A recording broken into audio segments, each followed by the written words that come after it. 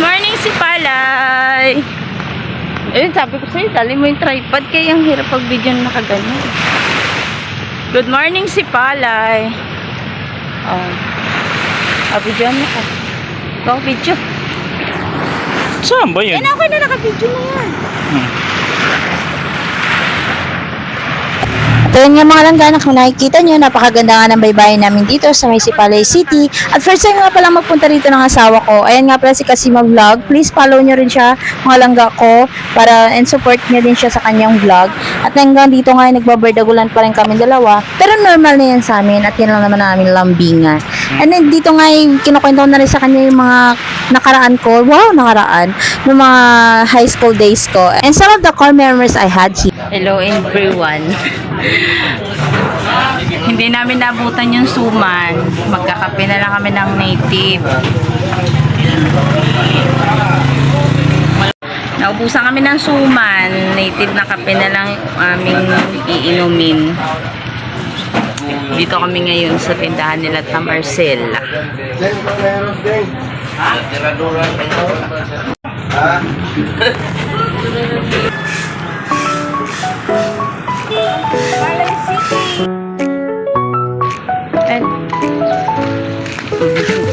Ito oh. Palay.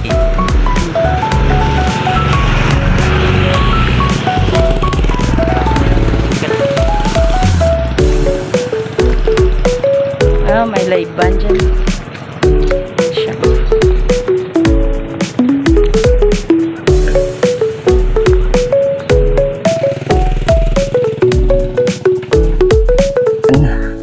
Heto nga mga langgat, bumalik nga ako dito dahil sinamahan ko si Kuya JR dahil pupunta ulit kami ng market dahil may mga gusto siyang bilhin doon. Kaya sinamahan ko na siya. Naglakad-lakad na rin siya sa may tabing dagat. At this time ay nandito kami ngayon sa may Seaside Food Park na kung tawagan namin noon ay Manukan at napakaganda na nga ng lugar na to ngayon. At titingin siya ng mga pagkain kung anong pwede niya makain dito. But since umaga pa, so ay supposedly na breakfast lang meron sila. But then, titingnan namin kung anong meron. Yeah, meron din po tayo mga... Gusto mo naman magpaluto, pwede. Oo. Mga isda, mga... Tingnan natin, check natin. Para tingnan natin yung ano. At ayan nga, titingin kami ng makakain dito. And shout out to Cedric T, Seafood and Chicken Barbecue, and kila ate na nag-assist kay kuya ka. Napakatyaga nila mag-antay kahit isang picture lang naman ng chicken. Inasa lang in order. Pero as is, ayan, yun na lang daw muna ang itatry niya. And kung makikita nyo, napakarami pa pong stalls na pwede nyo pagpilian dito na nag-offer na ng mga masasarap na pagkain na pwede kayong pumeso sa may tabing dagat. And pupunta na kami ng market after. Is here, oh. So big, no? Oh, so big ang papaya. Grabe. Giant papaya. Mo ate ko. 100 kilo. Pili mo kung sing ganda mo. Yung mabango. Amoy yung mabango. O yan. Yan, pwede. Lunggo. Pinaksiw ko yan. Pinaksiw na dilis. Dilis. Puso. Ano, langka. Morning! Morning.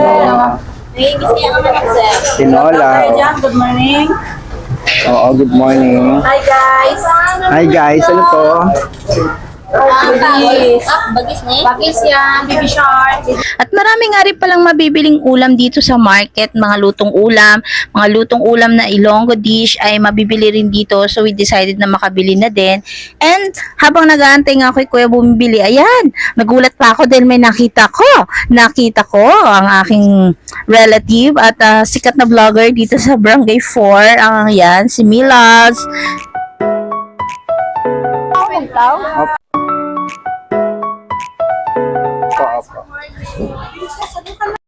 Yes, oo. May naka-specialize ako pero Follow nyo siya guys.